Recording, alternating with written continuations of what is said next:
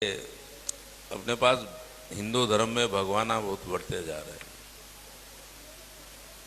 अभी शिरडी के साईं बाबा क्या भगवान हैं और क्या उनकी पूजा पाठ हिंदू मंदिरों में जायज है? कृपया इस पर प्रकाश डालें। बिराजिए। एक तो ये जवाब खुद ही दे दिए। बहुत हिंदू देवता बढ़ते जा रहे हैं, मैं अंत हूँ, अंतिम मैं हूँ। ठीक। शिरडी का साईं बाबा, उन्होंने पूछा क्या वो भगवान है? आप अगर ये पूछते ना कि क्या वो आदमी भी था पूरा, तो मुझे हंसी नहीं आती, लेकिन डायरेक्ट ही भगवान। थोड़ा सा इस चीज को समझे। आपने किसी जैन मंदिर में साईं बाबा की मूर्ति देखी? किसी बौद्ध मठ में, किसी सिख गुरुद्वारे में, उसकी छोड़िए किसी चर्च में साईं बाबा की मूर्ति देखी? अरे उसको छोड़िए किसी मस्जिद में उसका कैलेंडर भी देखा? केवल हिंदुओं के मंदिर में साईं बाबा की मूर्तियां कह कह करके बिठाई जाती है, पैसा दे दे करके। अब ये बीमारी क्या? अब जरा थोड़ा समझे। साईं बाबा कौन था? सरासर झूठा प्रचार। और मैं जो आपको बात बता रहा हूं बिल्कुल प्रमाणिक, जो साईं बाबा ने खुद ने लिखवाई।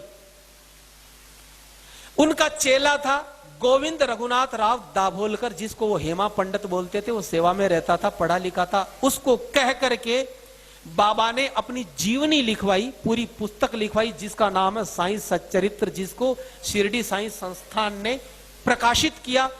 उसमें बिल्कुल जो बातें मैं आपको बता देता हूं, अपनी ओर से मैं कुछ नहीं बताऊंगा, बिल्कुल प्रमाणिक। साईं बाबा भगवान था कि नहीं आपको समझ में आ जाएगा। ये आदमी अफगानिस्तान का पिंडारी मुसलमान था। इसके बाप का नाम था मियां बरहुद्दीन। ये अफगानिस्तान से आए थे। 1838 में साईं बाबा का जन्म हुआ। कहां हुआ? अहमदनगर की एक वेश्या, उसके पास में इसका बाप मियां बरहुद्दीन जो था, वो डकैतों का ग्रुप चलाता था हिंदुस्तान में, लुटेरों का। तो वो अहमदनगर की एक वेश्या के पास रहने लग गया। उससे 2 संतानें हुई, एक लड़की और एक लड़का। लड़के का नाम रखा चांद मियां, और यही व्यक्ति, इसको साईं बाबा अब बोलते हो। जब ये थोड़ा सा बड़ा हुआ तो झोली फैलाने का काम, फेरी लगाने का काम इसको सौंपा। 6 साल की उम्र से 12 साल की उम्र तक इसने झोली घुमाई और रेकी करता था कि कौन से घर को लूटना है। कभी आप देखते हो चद्दर घुमाते हुए? ये काम इनके पास था। 12 साल की उम्र में साईं बाबा पकड़ा गया अंग्रेजों की जेल में। 8 साल तक डकैतों के ग्रुप के साथ ये पकड़ा गया था और 8 साल तक अंग्रेजों की कैद में रहा। इसका बाप भाग गया था। फिर इसके बाप ने अंग्रेजों से समझौता करके छुड़वाया। तो अंग्रेजों ने कहा कि तुम हमारे लिए काम करो, हम तुम्हारे लिए करेंगे, तुम्हारे लड़के को छोड़ देंगे। क्या काम है? बोले कि झांसी की रानी लक्ष्मीबाई को हमें जीतना है। इसके बाप ने हाँ करी। वो व्यक्ति, इसका बाप, झांसी में चला गया और रात को गेट खोला उसने। झांसी की रानी को मरवाने का काम उसमें सहयोग किया इसके बाप ने। 18 साल की उम्र में अंग्रेजों से समझौता हुआ साईं का, तो साईं को भेजा, पूना में भेजा गया। लोकमान्य तिलक के स्वतंत्रता संग्राम को दबाने के लिए इसको प्रोजेक्ट करके अंग्रेजों ने भेजा पूना में। और लोकमान्य बाल गंगाधर तिलक इतने चतुर थे, वो समझ गए कि ये पाखंड रचा रहा है, ये दुनिया को भटकाएगा। लोकमान्य तिलक ने चौराहे पर पटक करके अपनी जूती से पीटा इस आदमी को। वो जूती पहनते थे आगे से, तीखी तीखी सी, उस नीचे पटक करके पीटा और कहा फिर कभी यहां दिख गया तो जान से मार दूंगा। तो ये आदमी वहां से भागा। बिल्कुल पाखंड का रूप इसने धारण किया लोगों को ठगने के लिए। मैं भूत प्रेत जानता हूं, मैं तंत्र मंत्र जानता हूं, मैं ये करूं, मैं बेटा दूंगा, मैं आरोग्य दूंगा, मैं पैसा दूंगा, पाखंड। फिर ये व्यक्ति शिरडी में आया 20 साल की उम्र में। शिरडी में ही क्यों, बंबई में क्यों नहीं? क्योंकि शिरडी में, उस क्षेत्र में संत ज्ञानेश्वर हुए थे। वहां के लोग बड़े श्रद्धावान थे, भावुक थे। तो सोचा कि मेरी दुकान चल जाएगी। वहां पर ये आदमी आया और आकर के धीरे धीरे इसने अपना अड्डा जमाया। रोज ये कुरान का पाठ करवाता। इसका शिष्य था अब्दुल बाबा, कुरान का पाठ करवाता। अपने हाथों से बकरा काट करके अपने हाथों से बकरा काट करके चावल में मिला करके प्रसाद बांटता, कोई नहीं लेता तो गंदी गंदी गालियां देता। एक बार तो ऐसा हुआ, काका साहेब दीक्षित एकादशी के दिन उनसे बोला कि बकरा लाओ।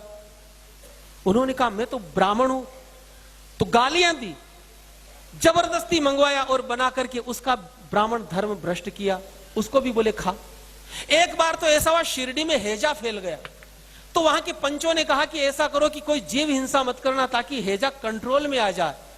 सबने जीव हिंसा बंद कर दी, लेकिन इसने कहा मैं तो काटूंगा।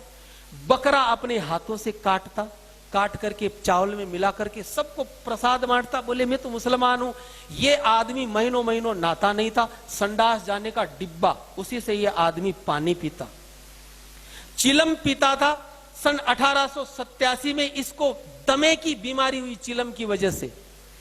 अपनी दमे की बीमारी ये जिंदगी में कभी ठीक नहीं कर पाया, और 1918 में 3 दिन दमे का इसको अटैक आया, और 1918 में दशहरे का दिन था, उस दिन ये आदमी मर गया। अब मुझे एक बात बताइए, न तो इसने कोई प्रतिभा थी, न इसमें कोई भक्ति थी, न इसका हिंदू धर्म से कोई लेना देना था। जिंदगी भर ये हिंदू देवी देवताओं को गालियां देता था। जो आपको ये साईं राम, ओम साईं, ये तो बाद में जोड़े गए केवल मूर्ख बनाने के लिए। 1957 तक इसकी जो कब्र थी, जहां आज मंदिर बना हुआ, यहां केवल मजार थी इसकी। यहां पर अब्दुल बाबा इसका मजार का पैसा लेता था, लेकिन वो मर गया। तब हरि सीताराम दीक्षित नाम के कांग्रेसी नेता थे, उन्होंने इस मजार को अपने कंट्रोल में किया और पैसा लेना शुरू किया। फिर पाखंड की शुरुआत हुई। इंडोनेशिया से ये पूरा का पूरा जो षड्यंत्र चला कि हिंदू मंदिरों को कैसे बर्बाद